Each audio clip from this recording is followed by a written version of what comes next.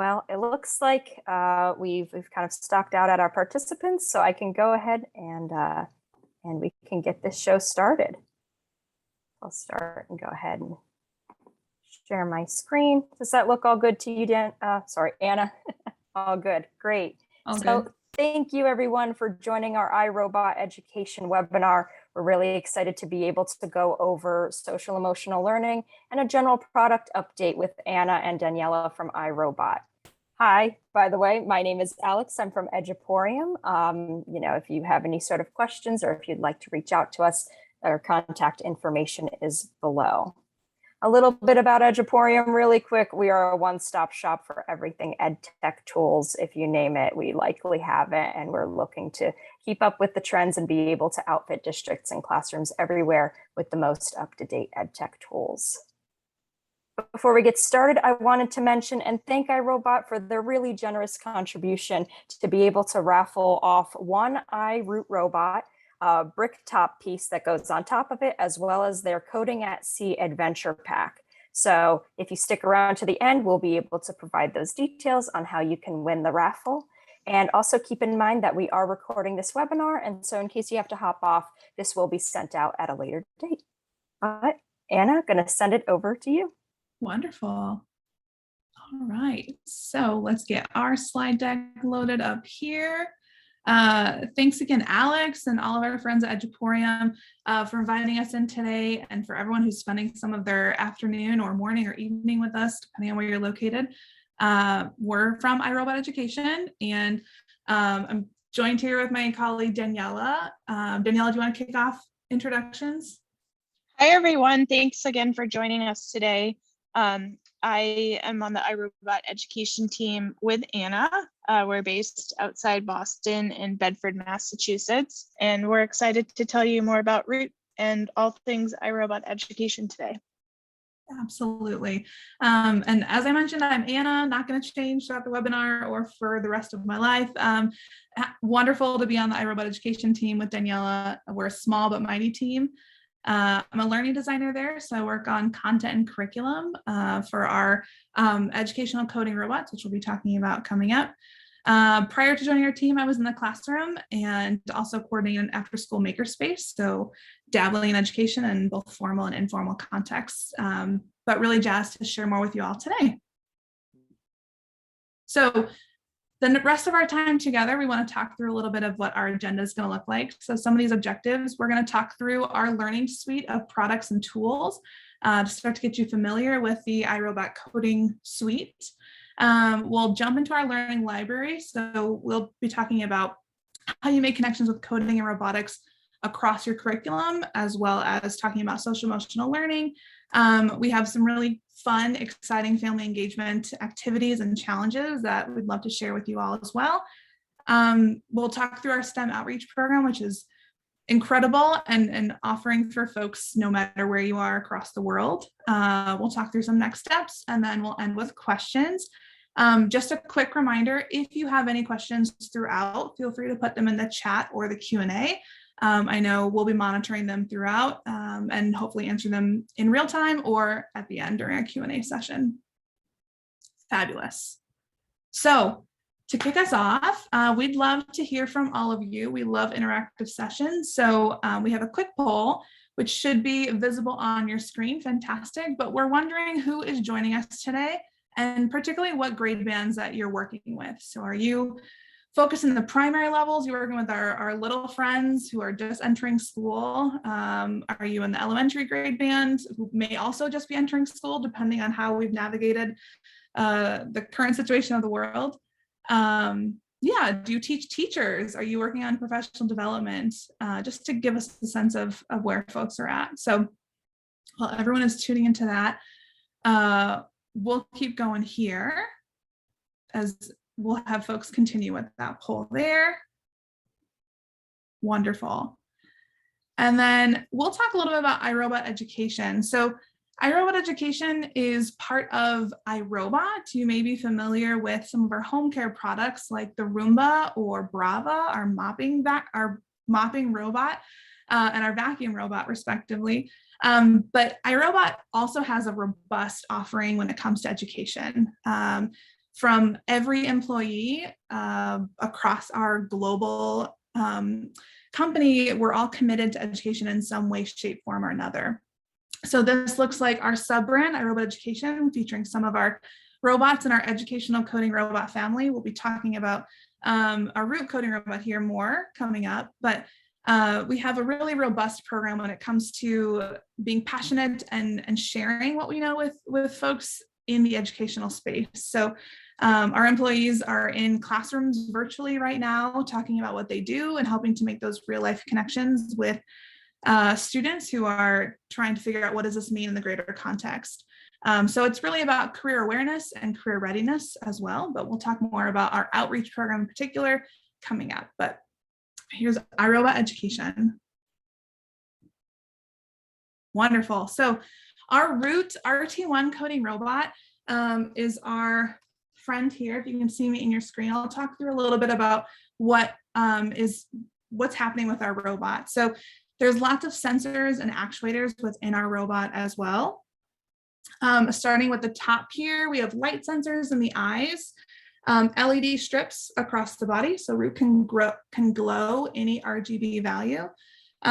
There's touch sensors in the top of root here, which also are whiteboard compatible, so you can start to draw or have students decorate or give some visual cues there. In the front, we have some bump sensors, so you can start to bump into different objects, make a really fun obstacle course. And flipping over our robot from, again, top to bottom, we have a cliff sensor in the top here, so that allows your robot to detect an edge, so not to take a tumble off the side of the table. We have a color sensor across the bottom here, so that has 32 different color sensors in 5 different groups. It can detect red, blue, black, and green. Across the bottom here, we have an eraser, so our robot can draw. This is our marker actuator, our marker holder here. So you can take a whiteboard dry erase marker and then erase that as well. Inside, we have a gyroscope, an accelerometer, and some really strong magnets because root is magnetic and can go up on a whiteboard and drive and draw around. Inside the box that comes with our robot, we have some really fun accessories, including our vinyl clings. So these are great to go on the fold-out whiteboard grid, which is fantastic. As a previous teacher, one thing is giving students space to work. So our 4x4 grid is kind of your little arena or playground, if you will, for students when they're coding with the physical robot. Also whiteboard compatible. So you're able to design different storytelling experiences by combining it with the clings, by drawing on it with whiteboard markers. It's really a wonderful tool and resource. We've had teachers write vocabulary words on there, so making more connections back to ELA. You can do so many different things with this. Also included in the box is your whiteboard eraser or an eraser cloth, and then 2 whiteboard markers. So root is compatible with any dry erase marker. So once you can start with ours out of the box and then use some that are also in your classroom. Fantastic. Our poll results have come in. So it looks like we've got a lot of folks chiming in from the elementary grades. Fantastic. We have some other folks who are working with teachers and maybe some other folks who are supporting students at home or in a non-traditional learning setting. So thank you all for joining us. Our other robot I'd love to talk about is our Root RT0. So this is the component to our Root RT1. RT0 is a fabulous robot and designed really with folks at home in mind. So thinking about what that experience is at home, right? We have all the same premium features on the top, but our bottom doesn't have the same magnetic surfaces because a lot of folks don't have magnetic whiteboards in their home. So this is a nice alternative for learning with your robot at home. Fantastic see-through clear transparent top, which is my favorite feature. It really starts to introduce a nice conversation about what's on the inside of a robot and start to talk about some of those hardware components. So all the same additional accessories that come with the robot in the box. And again, a different set of features on the bottom to accommodate for folks who are using this in different spaces. Fabulous. So that's our hardware, really wonderful, fantastic things. But we want to talk about our iRobot coding app. So this is the software that is compatible with our robots. It's free and available on cross-platform devices. So you can open this up in a web browser, which we'll talk through a little bit at the end here. But you can download this on an iOS device, on an Android device, and it's connects to the robot through Bluetooth. So in our simulator, so you don't have to have your robot here, you can use this in the 3D simulator. What's fabulous about this is the scalable learning levels. We start off with block-based coding in level 1. Fabulous for pre-readers, and we have a lot of elementary and preschool folks joining us. So no stress about being able to read the actual code that's there. It's very easy to get started. It's a magnetic drag and drop interface in level 1. And you'll see here on the screen, those blocks are intentionally limited so that you're not overwhelming students with options if this is their first time experiencing code. Scaling up to, oh, sure, go ahead. Sorry, quick question Please. before we got too far on the RT0. Sure. Does the RT0 still have the color sensors on the bottom? It does not. So there's no color sensor, no eraser, and no cliff sensor. Thank you. That's a feature for our RT1 robot. Good question. So on our interface here, the scaling from level 1 to level 2, you go from a block-based program to integrating more graphical-based and text-based experiences in level 2. So this is our hybrid. So you introduce new parameters, and it's really a nice way to scaffold that learning up for students. If they want to take something that they've created and build it out into a game that keeps score, it's a wonderful experience there. But then building out to level 3, this is still this is our text-based syntax, still drag and drop, and it's now built out in Python. So you can see your code scale from something very simple based in a level 1 experience, which for someone just coding might seem very fun, to what professionals are using in the industry right now up in Python in level 3. So really fun to play around with. Encourage you all to take a peek at our iRobot coding app. And then we'll jump into our learning library. So in the learning library, this is also available for folks at edu.irobot/learning-library. Lots of resources and activities and lessons embedded here, from getting started with robots to talking about social emotional learning to specific math or ELA or specific grade bands that you're looking for when it comes to embedding coding and robotics in your curriculum. So we're going to talk through some of those specific activities we'd like to highlight for folks. Again, here's a preview sample of what our page looks like, encompassing all the subjects here, as well as ages and grades, and then the different types of lessons that we offer. So jumping right into some of those, I know social emotional learning is going to be a hot topic forevermore, as it should be. And when we're talking about social emotional learning, we're talking about these competencies that students are really kind of building up as they experience regular core curriculum. So talking about decision making, talking about being able to express yourself and identity. We've designed a lot of lessons with that in mind. So one in particular we'd love to highlight is the Kind Playground. This is a fabulous opportunity for students to start to learn about making decisions and making good decisions.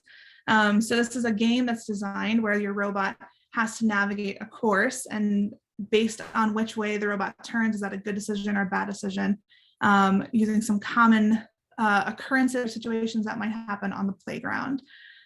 So a really powerful opportunity for students to start coding. And then also an equally powerful experience for them to have a conversation about what is the impact of my choices and my decisions, and connect that back to real life. So this is available in our learning library. Also a really good opportunity for talking about storytelling. You can take this and make it your own. If I do this, what happens, right? It introduces those conditional statements in a relative way. Our Whiteboard comic book is also super powerful and really incredible to use as a connection between English language arts and drawing in general. So you can cast Root as your favorite character in a comic book series. So this is great for social distance activities as well. I know we're being very mindful of that in our current state. But you can have students draw out their comic on the whiteboard and then cast Root as its main character navigating through. So you do that with code, depending on what your story is. So really great for teamwork too. Each student can take on a different window, a different frame in your comic, and turn your entire whiteboard into this magical, incredible stage set up for coding and for storytelling. Talking about robot typography. So this is a wonderful geometry lesson and thinking about how you break down what each letter, the angle of each letter, the distance that each side equates. This is an activity in our learning library that you can use with students, and it really has such a wide dimension for growth when it comes to differentiation. This could be a simple activity where someone codes their first letter or their first initial, right? For me, it would be A. You can also have someone then scale up and build out their entire name. So now it's, for me, ANNA. We've seen this done in schools where they code an important value or their school's mission, right? Translating it into a family engagement opportunity as well. It's really nice to talk about, you could code your last name, you could code things that are really important to you and your family. So something as simple as just one letter to building out entire sentences using code and your robot. One activity that we use to talk about sequencing, which is unplugged, is our dance moves activity. This is a cube that you would make with your students or at home with your learners. And it's fabulous and really unpredictable. Some of these dance moves are, make sure you stretch before you get into these because there are some wild ones on here, but really fun ways for students to start thinking about the sequence of how things happen. So first I do one dance move, next I do another. And there's really just this element of chance here. So also encourage folks to take a look at this if you're looking for something that's unplugged, but still touches into that computational thinking competencies that we're trying to build with young people. Another activity that's fantastic to do in small groups or as a whole school-wide competition is our version of Pacman called Avoid the Ghosts. So as mentioned, our Root RT1 robot is magnetic, so it goes up on that whiteboard, and you can leverage the eraser feature here to start erasing or eating all of the dots that you have available up on the board. The way we do this is we have a wet erase marker to highlight the outline of each dot, and then color that in with the dry erase marker. So Root will not erase that wet erase, but it'll keep your outline there. And as students are coding rapidly to try to get as many dots as they possibly can, it's an easy way for you to go back and refill in. But this has been really successful.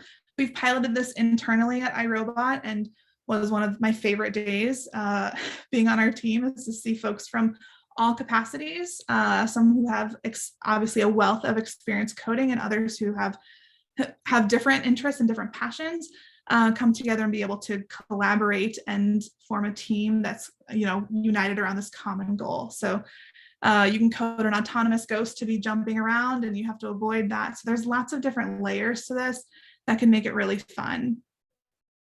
Similarly, here's a real quick demo of what that could look like. So coding in real time, you have your autonomous ghost, already on the move, and you're trying to navigate and get as many of these dots as you possibly can using that eraser feature. So you don't want to go out of bounds, but moving around as fast as possible. And here comes that ghost. Ooh.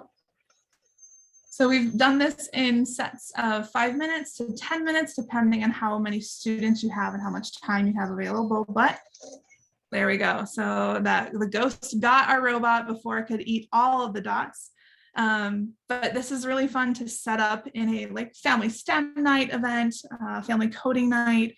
You could do this arcade style so that folks can jump around from different sections. It's really great to start to build a crowd. You have people cheering other folks on and building that excitement. And then you can have multiple pathways to determine how to win. So it could be your fastest time, it could be most dots consumed. There's lots of different ways that you can create this and make it your own. So this is available in the Learning Library, and it's so much fun. Another adventure series that we offer, I love this, is our Code Break series. So imagine digital escape rooms with code and robots. These are fabulous and really great for anyone who's learning how to code. We have a level 1 and level 2 series. So really great for students to start to learn all about the sensors. Excuse me, there's different challenges where you have to unlock your secret message to then put that into the final what is the final experience, the final answer. So this has been so successful with students, and they just love it. In the pictures here, they're using the color sensor to go over songs to identify what song is being played, as well as, I think this is TouchBot here. They have to navigate different ways in order to find out what the pattern is to unlock that code. So again, all available in our Learning Library, but really just fun, engaging activities and experiences for students. Additionally, talking about family engagement, so we've launched a family engagement challenge series, and our first featured one is the pizza challenge. Many of you, I'm sure, have had pizza parties in your classrooms, and I think this takes that to a whole different level. We have we have 4 different series for the pizza challenge night. So we piloted this in the past year at many different schools. Both in person and virtually. So it's friendly depending on what your situation is. But essentially you're coding your robot to eat this slice of pizza using the eraser feature. Hey, Anna, quick question before you move on to the next one. Please. We have a question on seeing, what group sizes are good for these types of activities. Does it range for everyone? Can it reach a whole classroom? Is it ideal for smaller, or even an idea of how many students can use one route? Absolutely. So fabulous question. Thank you for chiming in, Alex. I would say a lot of these are designed for small groups, right? So 2 to 4 is a really nice sweet spot for using that robot. You can start to assign different, who's your robot wrangler, who's in charge of moving the robot, and who's running the code, and who is, taking notes. So there's a lot of different dimensions you can do with small groups, but a lot of these can be done independently as well. These exercises, so talking about our Code Break series, you see small groups of 2 here. This would be done in small groups, but at a whole class capacity. Similar, our pizza challenge, this has been done school-wide. Our Pacman challenge has been done school-wide. But targeting those smaller groups in order to complete that. So I hope I answered that question. Great question. It can be done depending on whatever your needs are in your class, but really 2 to 4 would be that sweet spot per robot. Perfect. Thank you. Of course. Feel free to stop me. You're all good. Awesome. So I want to really celebrate our pizza party challenges. Again, there's 4 here. So you go from eating a slice of pizza to coding your own slice of pizza. This gets into the hot debate of, is pineapple supposed to be on pizza, or does it not belong on pizza? So there's really so many different ways that you can take this, and we've curated this kit so that it's not, if you're a first-time coder or you have no idea, you've never led a coding night at your school, we have you. We're happy to support as well. But included inside of this kit, we've been really intentional thinking about what facilitators or hosts might need. So there's a script built out for you. We have a PowerPoint presentation available for you to share with families, as well as answer keys and setup guides for the volunteers that are helping as well. So we're always open to feedback. If there's something you wish you would have had, please let us know, and we're happy to make some changes as needed. But this has been so much fun, and just really such a fun spin on your typical pizza party.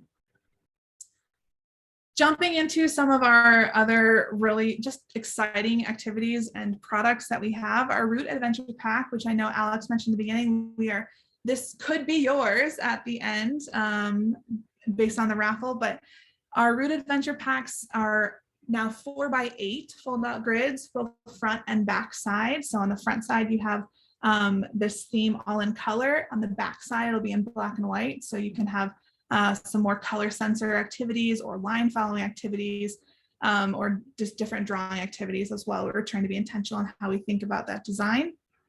But you have a custom set of clings, as well as a pack of 10 different activities that you access via code once it's been purchased. So there's these mats are embedded into the simulator now, so you can complete them in the simulator as well. So it's really fun to see Root go on this pirate adventure, or Root in outer space. We also have Root in soccer, football, depending on where you're located. But so many fun activities that target both level 1, level 2 students that are their coding levels, but just really powerful and so much fun for us to design as well. So I'm hoping folks are going to have a really good time using these and coding with them. Hey, Anna, another question while you're on the mats. We got a pretty specific one about the whiteboards. Could you speak to how precise the angle measurements are when used by Root and depending on if it changes by surface? Sure, that is a fabulous question. And Daniella, I'm going to cue you in here to correct me if I'm wrong. I don't have the specifics on the degree of error, right? I will say that nothing is absolutely perfect, but our robot is very, I mean, as close as you could come with a drawing robot. It's bananas to me how accurate these degrees are. So I don't know if there's any specific marketing response that we have, Daniella, but it is very, I mean, I wish I had a test here, but everything is very accurate. In terms of different surfaces, we recommend a flat surface. So if you are tossing out your fold out whiteboard grid on a carpet, maybe you have a rug in your classroom, it might be a little off. I would say flat surface is going to be your best option there. Okay, cool. If you have follow-up questions, let me know. Great, thank you. Of course.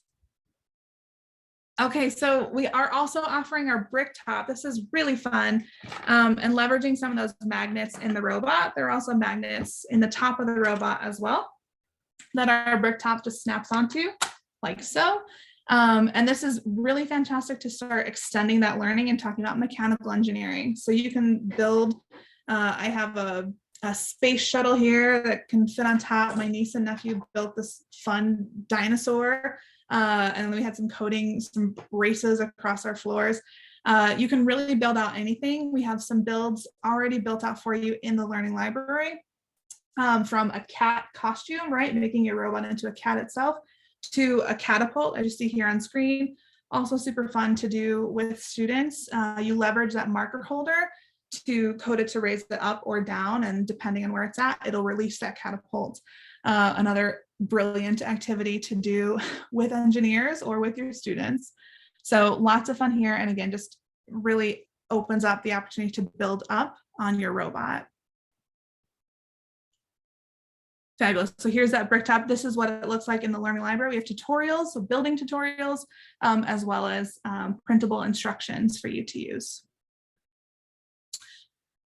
I want to talk a little bit about our STEM outreach program. So I mentioned this in the beginning. This is something that we're really passionate about at iRobot. Obviously, we're iRobot Education.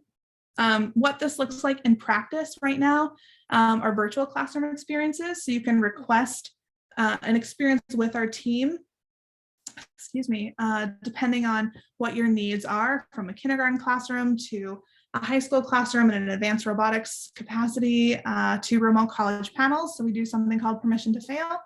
Talking about the realities of education and of hearing from our engineers who have been through all possible situations to get to where they are. So we also have a museum tour and an app, the iRobot Cool Museum app. I'll have to get a link over to you for that. But then we also do job shadowing. So if you have students in high school or college that are looking for more hands-on real life experience, we can obviously arrange for something like that to happen in a virtual capacity.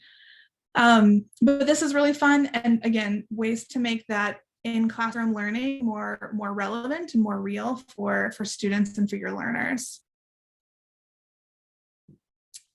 Okay, Another note is talking about professional development. So we offer a tailored team training. If you would like to work more closely with our team and you have questions around specific content that you'd like to see embedded with coding and robotics, or you have a pilot that you want to run with us and you want to talk to us about what that could look like, our team works with you to design a training that can use our tools in ways that are going to be most beneficial for you. So if you're interested in that, we do offer that as an option for teachers and for educators. We also have an ambassador program. So this is a really fun group of educators and people who are working in an educational capacity, from makerspaces to after school programs. It's a fantastic group. They are really our go-to folks on, testing out activities, testing out software that has been pre-released and just getting real-time feedback from folks. So if that's of interest to you, we'll be opening up that application for next summer. It runs parallel with our school year. So stay tuned for updates on that. We'll be posting about our current insiders and advisors on social media and in future blog posts, so stay tuned. And then I'm going to pass it over to Daniella. Thanks, Anna. So everything we've been talking about today is what we offer in collaboration with Eduporium. So not just the individual robots, but also our educator bundles. So these were built for educators with educators in mind. And these are our class packs. So you have everything from an intro pack, which has 2 robots. So maybe that's something that a makerspace might try out, or in the library. We also have 6, 12, and 30 packs. And we also have some new bundles for hybrid learning with our RT0 and our RT1 robots combined. So it has everything you need to get started in the bundles. As Anna had mentioned earlier, everything's in the box, like the markers and the cables and the vinyl clings, everything you need to get started. You also get, with the educator bundles, a full year of access to our premium content in our learning library. And also there's downloadable level 1 curriculum guide there as well. So the bundles are great. Folks mix and match bundles. Sometimes they split up bundles. Like if they get a 30 pack, they might split that across a few classrooms or a few schools. So they're intended to be, kind of shared. And obviously you can mix and match and make your own bundles and add individual units to it as well. Do you want to go to the next slide, Anna? Yep. Yeah. So I guess I should preface this by saying these are not any organizations that we have a partnership with or any kind of relationship with. These are just some ideas that we put together for funding based on what we've seen from educators that we work with. I think especially this year, folks have gotten really creative with how they've been able to fund Root. We recently had 2 districts. One was a charter school network in Ohio, and one was a large school district in Virginia that have been using some of their federal COVID relief, ESSER funds to fund implementing Root. So supplementing what they have and building out their STEM and robotics curriculum. We've also seen schools and organizations get funding through foundations. There's lots of great foundations out there. Some of them are local. You could have local education foundations. I know there's some around us here in the Boston area that do great things with the schools. There's also corporate giving. Corporations like to give back and have that social impact. So these are some examples of what we've seen. These are organizations that support STEM and education. And there might be some big corporations in your area that you know about as well. Crowdfunding, of course, is huge. A lot of folks know Donors Choose. If you go on there now, there's projects for teachers, with Root and other things as well, things for their classroom. So, that's a great way, obviously, to get funding. And these are all relevant to anything that you need funding for, not just Root. I would say local initiatives are often the unsung hero of funding. They really do a lot of great things in local communities. And so I know at my son's school, we have a great parents organization, and they're often funding a lot of after school programs and resources for the teachers, and are always eager to help support some of these initiatives. So don't forget about your local programs as well. A lot of times they're quicker and easier to work with than some of the larger foundations. But, I would say also share with your network. You never know, who's out there that could help you. There's I think a question in the chat too about the 30 pack. Did someone want to read that question out? Yeah, I think I could go ahead. So this is the question of asking if the 12 set of robots or if the 30 set of robots are 5,495. Good catch. That is a typo. Someone did their math. Yeah. See, we over edited our slides because we are anal like that. Good catch. Good catch. So, yes, good catch. You are paying attention, so thank you. But the 30 pack is $54.95, not the 12 pack. The 12 pack is $21.99. Thank you. Awesome. Great. I know we have a few more minutes together. We can open up to Q&A. I wanted to do a real quick demo of our coding interface. If folks have other questions, feel free to put them in the chat. Let's see, pull this up here. And fabulous. So I just wanted to demo our coding interface itself. So let's start off here with what you would look at when you first arrive to the app. So as mentioned, it's available on iOS, on Android, and on Chrome web browsers such as Chrome. So here I am modeling this on code.irobot.com. You can feel free to follow along, open up a separate web browser and join, or just come along for the demo. But real quick, there's lots of content that will greet you as you enter. So want to highlight our level 1 coding challenges. These are newly released mini games in our mini game series. So level 1 coding basics. This is really great to start to teach how all the sensors work and how you can get your simulated robot to navigate and to use that with code. Mini golf has been really fun. Highly recommend that. And then these are some of our more advanced challenges. Once you get your grasp of how the code works, feel free to take on those. And then highlighting our social emotional learning activities here as well. So we talked about the kind feelings, but there are lots of other activities here that you can dive into with students, to start talking about some of those really important competencies and how coding and robotics can achieve them. So lots of content here. What I want to showcase is our project editor. So I'm going to jump into this new project tab by clicking on the plus. And this is my coding interface here. So I have my simulated robot here. I'm going to move us out of the way. Okay, so if I wanted to start coding, here I am in my level 1 experience. I'm going to drop in a move block. If I press play, immediately I've already built my first program. I've run my robot. Fantastic. I have lots of controls down here. So I wanted to zoom in, zoom out. I can speed up my simulation. So purpose of a simulator, right, is to test your code, pre-test it here. I can change my marker color here as well. So if I wanted to start drawing with my robot, I can drag in that marker, tap play again. You'll hear the simulated sound of that marker going down. And now I've started to draw my first line here. So I can start to build out a square. I can start to spell my name.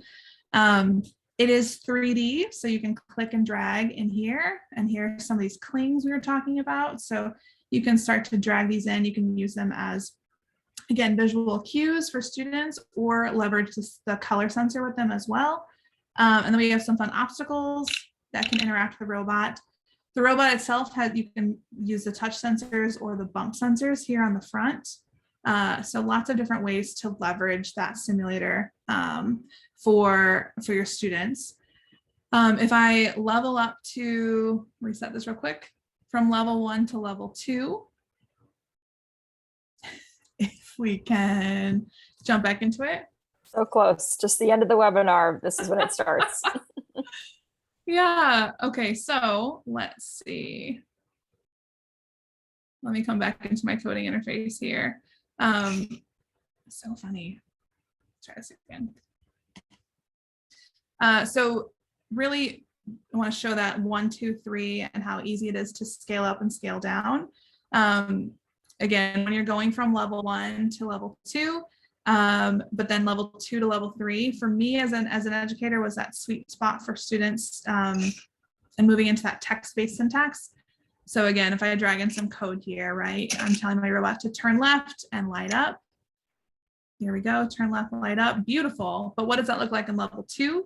And I see that start to scale immediately here. And then again in level 3, now I'm based out in Python, it's still a drag and drop function.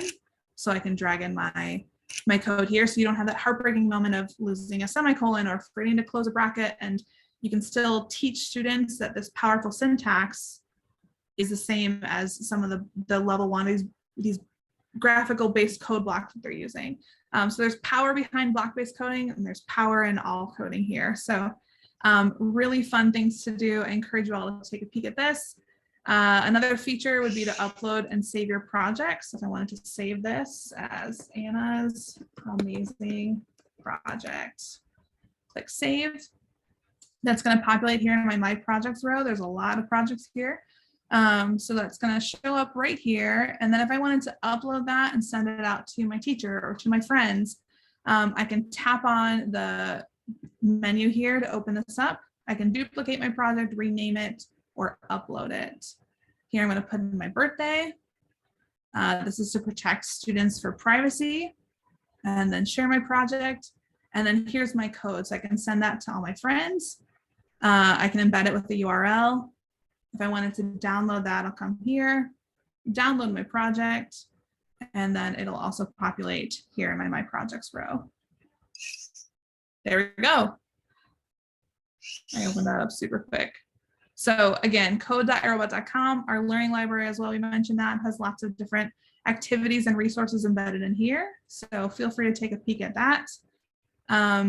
As far as the rest of our webinar, we've got a few more slides here just to wrap everything up. Then I'm going to turn it back over to Alex. So next steps for folks that we're recommending, if you are interested in hearing more about what's happening with iRobot education, feel free to sign up for our newsletter.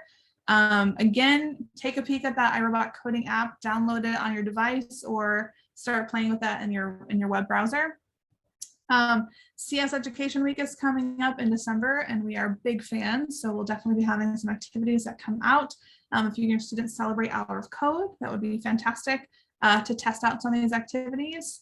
And then we're always looking for folks to tag us in social media and share what they're doing in their classrooms or their learning communities. A lot of our inspiration comes from what folks are doing in the classroom, so feel free to share with us. And then we are back to Q&A, so I'm going to turn over to Alex. If there's questions that have come in,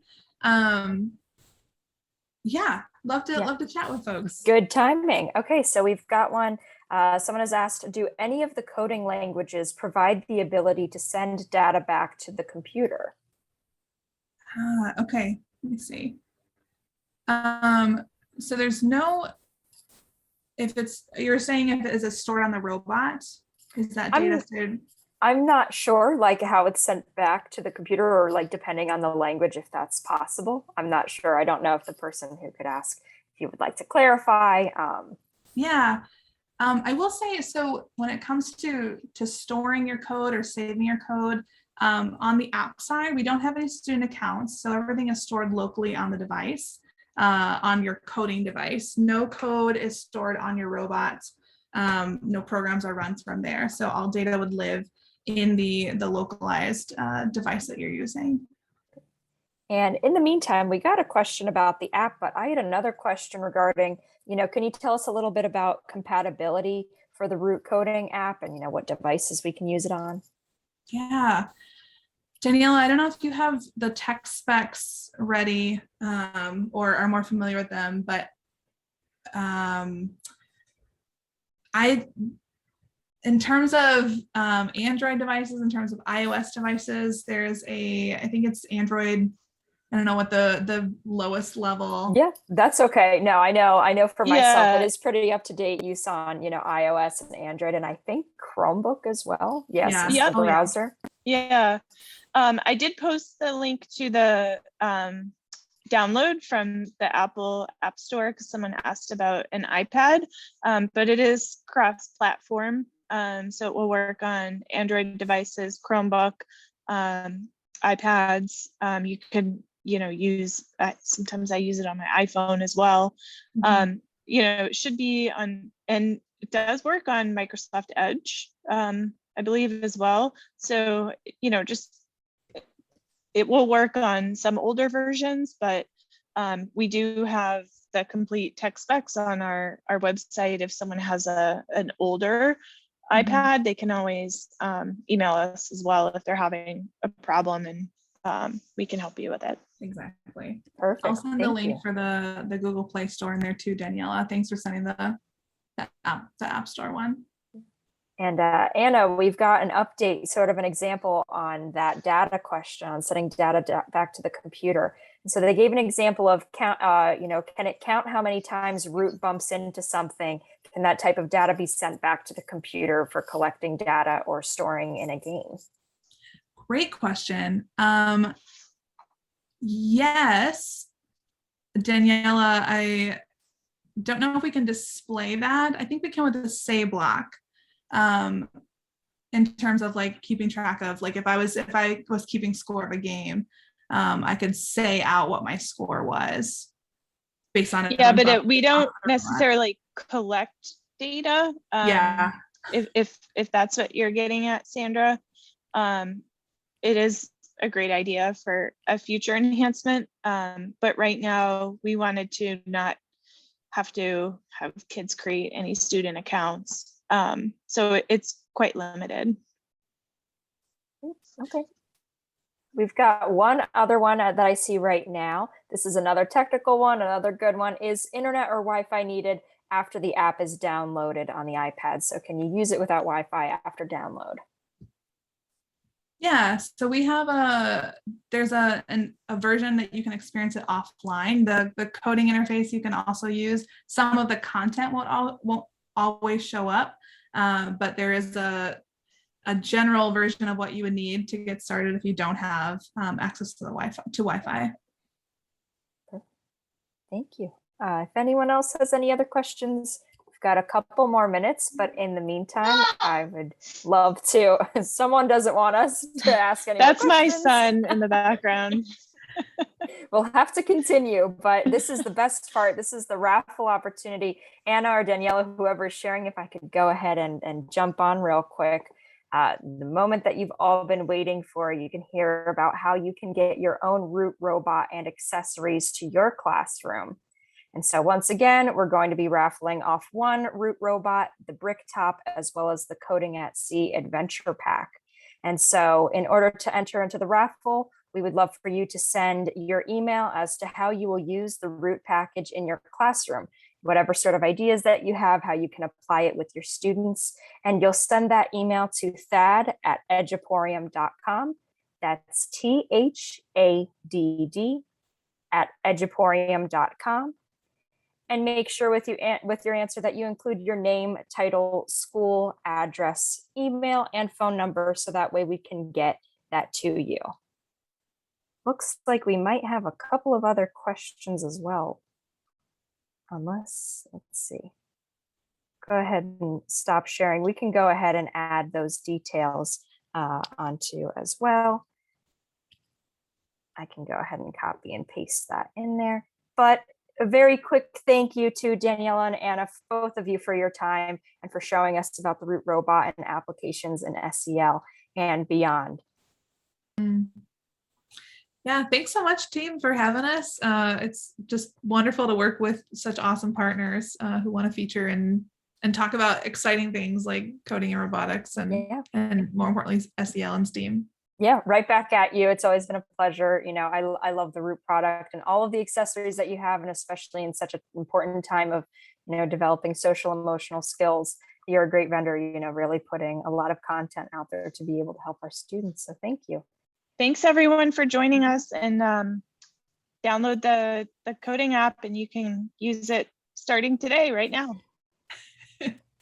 And send us your projects. We love to see what folks are doing. Yeah, definitely share. Okay. All right. Think we're all done here. Thank you, everyone. Thanks for joining. Send your raffle responses and we'll pick a winner soon. Thank you so much Have a again, good day. Anna and Daniela. Bye. Bye-bye.